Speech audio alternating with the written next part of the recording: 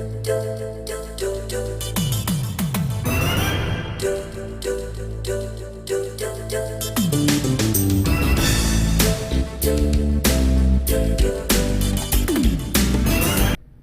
is up, everybody? Welcome back to another episode of Retro Night, and this time around we are playing Mighty Morphin Power Rangers, the movie for the Game Boy.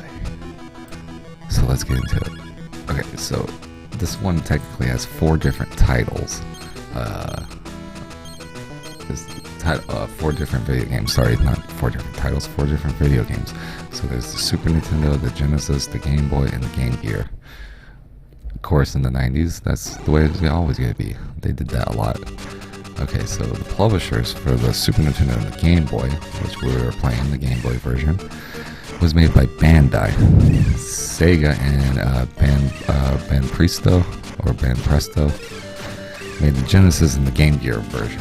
Probably why their versions suck compared to the Super Nintendo versions, because we had Bandai. So let's get into it.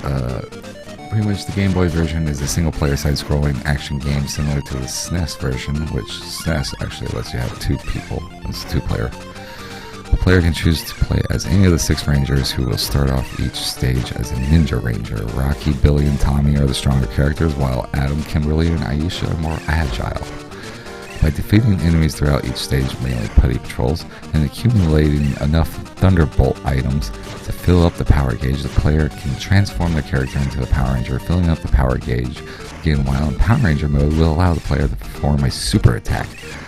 The game consists of 6 stages. The first 5 stages can be played in any order, while the 6th one can only be played after completing the other 5. So pretty much, choose a ranger, go into it, and fight the putty patrol, fight the boss of the week type of shit. That's all you gotta do. Pretty much it. But yeah, that's pretty much all the game consists of. It's okay, it's mediocre, it's a Game Boy game.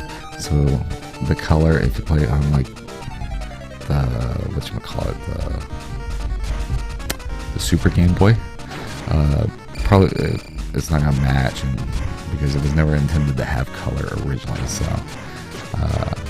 the Power Rangers might look off sometimes. But yeah, and then if you play it on the Game Boy Advance, more than likely you're gonna have the Game Boy Advance player, which I played it on. You're gonna have the same situation as the Super Game Boy. The game was never meant to have color, but they still try to give it color and stuff like that. But yeah, it's an okay game. I'll just say that. It's an okay Game Boy game. I would rather have this than the Mortal Kombat games on Game Boy. So this one, at least you can actually play it and actually beat it. Unlike the Mortal Kombat games, you can't really even play those. Those are horrible games. But yeah, that is about it for this episode. A mediocre Power Ranger game. That's what we have here for the Game Boy. Yeah, nothing really else to say about it. There's nothing fucking particular about it. The music's mediocre. It's hard to see unless you're playing on a big screen. Imagine playing this on a Game Boy, original Game Boy, nothing like backlit, nothing like that. Try to play on that. But yeah, nothing else for this game. It's just a mediocre Power Ranger game, and that's it. Anyways, guys, thank you for tuning into an episode of Retro Night, and we were playing Mighty Morphin Power Rangers, the movie for the Game Boy. I preferred the Super Nintendo version. Way better. Way better. Anyways, guys, Retro out.